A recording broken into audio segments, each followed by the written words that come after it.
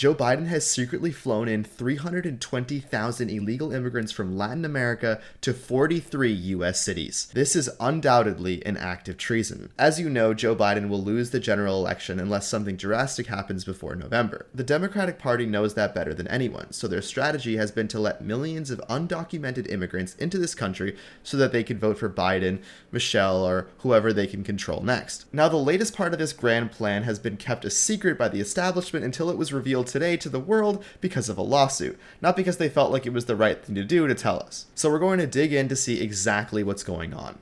We know that 320,000 illegals have been shipped to 43 U.S. cities. Now, the worst part is that the U.S. Customs and Border Protection are refusing to identify which airports they are being shipped to. So the only reason we know this is because the Center of Immigration Studies is the one who filed the Freedom of Information Act lawsuit to obtain which airports the illegals are being shipped to. Now, in case you didn't know, the United States Federal Freedom of Information Act requires the full or partial disclosure of previously unreleased or uncirculated information and documents controlled by the U.S. government, state, or other public authority upon request. This is the same act that allows you to request body cam footage or security cam footage at a traffic light or anything like that. Now, in 1967, Lyndon B. Johnson, shout out to him, thought it was a good idea to let citizens know or have them have the ability to know what the fuck is happening in their own country. Now, Biden doesn't really feel the same way. And the only reason we have gotten any information, like I said, has been because of this lawsuit. And they have said in response to this lawsuit, quote, that opening the airports and letting you know which ones it would be would open vulnerabilities.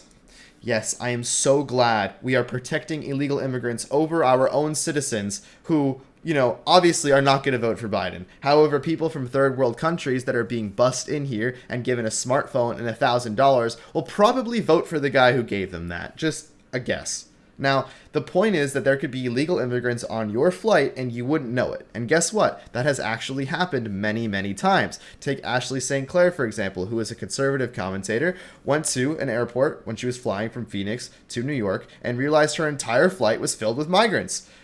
This was not staged, planned, or anything. She was just at the airport and she was like, huh. Now, you can take a look for yourself. I'm going to show you and just see what your tax dollars are paying for. It's great. I'm at the Phoenix airport right now. I'm waiting to board my flight to New York, to JFK. And it looks like we have a whole lot of migrants who are also boarding this flight that the U.S. taxpayers are paying for. This is what the U.S. taxpayers are paying for right here. Premium seats on Delta that they have people coming here. We're paying for this, shipping them out to New York City because guess what? Everywhere else is at capacity. So they have these sanctuary cities like New York that they're now shipping these migrants to that we're all paying for. Now, Delta wouldn't comment on this because I'm sure they were told not to by men in dark suits. And that's just the way it is, and we're never going to know what the fuck is happening. But in addition to the 250,000 illegal immigrants that have been crossing the border every single month since September 2023, there have also been, like I said, the 320,000 that have been just shipped directly into our country. Since about as soon as Biden took office, he knew, maybe like 3 days after, he knew that he wasn't going to get reelected unless he pulled some shit like this. Now, since then, there has been 3.1 million illegal aliens who have entered our country. Now just think about that for a moment and then ask yourself, how is a horrible attack not imminent? Remember when the Biden administration said that they won't tell us the names of the airports because it would open vulnerabilities? Well, that wasn't enough to keep people quiet. So they went further and said they are concerned about bad actors might undermine law enforcement efforts to secure the United States border if they knew the volume of CBP-1 traffic processed at each port of entry. Now, that was an actual email sent to the Center of Immigration Studies. Yes, you know what?